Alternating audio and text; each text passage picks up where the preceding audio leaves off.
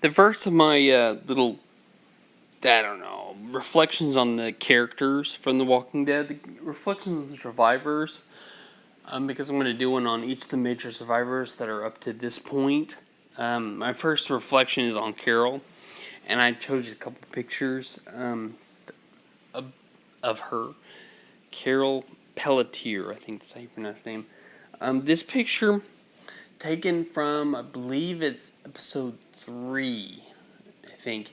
It's the one where she's down by the uh, quarry with the other women washing clothes, which is annoyingly. I think it's annoying that they're the ones that are washing the clothes, but I get it. Everybody has a job to do.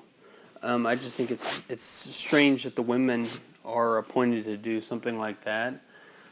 Um, yeah, but this vlog's not about that. It's about our character. And this picture kind of really personifies. She was a weaker character. Um, you know, short, almost shaved head, but she's a weaker character. Um, and this time, you remember, she's married to Ed, who is an abusive, hopefully just physical.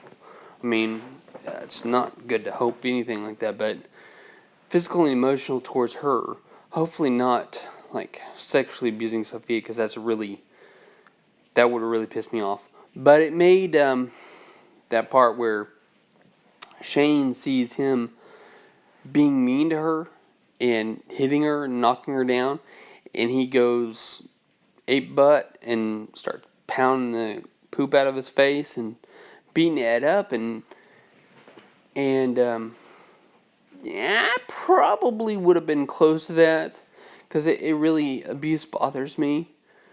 I mean, when it's so blatant. I mean, I understand how some guys can accidentally be abusive and not mean it, but he is blatant. It's blatant abuse, you know? And the only thing that stops blatant abuse is abusing back, hitting him back. Because when you're that into physical abuse, you respond to violence. Violence begets violence in that case. Um, yeah, it doesn't work in all situations, but when somebody is so blatantly abusive, that's what they respond to, is physical force. Now, I'm not talking about our character now. I'm supposed to be talking about our character, but I'm talking about other things. But that it kind of defines who she was, and you learn later on in the series. I believe it's season 4 or 5. I don't remember which. When they go back to Atlanta, you learn that she and Sophia spent time in like a halfway house for abused mothers. I think she says they only spent one full night there, but she was familiar with the place. She'd been there a few times, more than likely. So she knew the place a little bit better than than most people should. But see, that really defines the kind of person she was. She was a very passive, very pushed down, and then we see her really aggressive side. Um, yeah, a lot of things happen to her, but Carol really changes. Now, this picture was not taken, I don't think, after Terminus, but it might have been. Something happened to her. She learned how to shoot a gun, after Sophia died, and she saw zombified Sophia killed, and that really changed her in a lot of ways.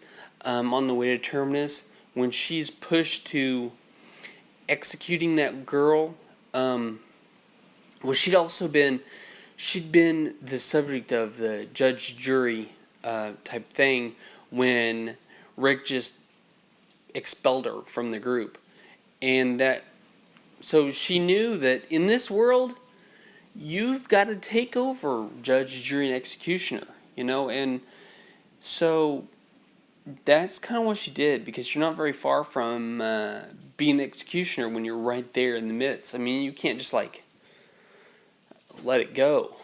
So she took she was taking responsibility. I don't like that act very much, that she shot that girl in the head. But look at the flowers. I mean, it was I want to say best choice given the situation, because she, one, didn't know she was going to get back to the group ever. And even if she got back to the group, how would they contain that little girl? Because that little girl is psychotic. I mean, she killed her sister in cold blood, thinking that when she becomes a zombie, it'll be better. Um, that's it's psychotic. It's weird. I mean, yeah. So Carol thought she was doing what's best at that point. But then we see her actually in Terminus. Okay, this is a couple episodes later when she single-handedly brings down the community. Well, it's single-handedly because she did eventually liberate the group, and they were the ones that shot their way out. But if it was not for her breaking in, stealing their guns, hitting that propane tank or whatever it was that blew up, I mean, she was really, whoa, kicked butt. Carol is what she was, and that solidified her place, I think, as a bad A. I mean, bad A. I mean, whew, man, that's awesome. And she, man, then when we see her a little bit later in Alexandria and how she threatens that boy, Sam, if you tell anybody, I'll take you out to the woods and hang you on a tree. I mean, just like, whoa, Carol, where are you coming from this? But I think she's been through a lot. She's making weird decisions at this point, and gosh, but I can see her, in Alexandria since I've been there. It's been her and Rick and Daryl. A couple times they say things like, we might have to take this place. So she's like the inner circle now. And I think that's really cool. It's a good place to be.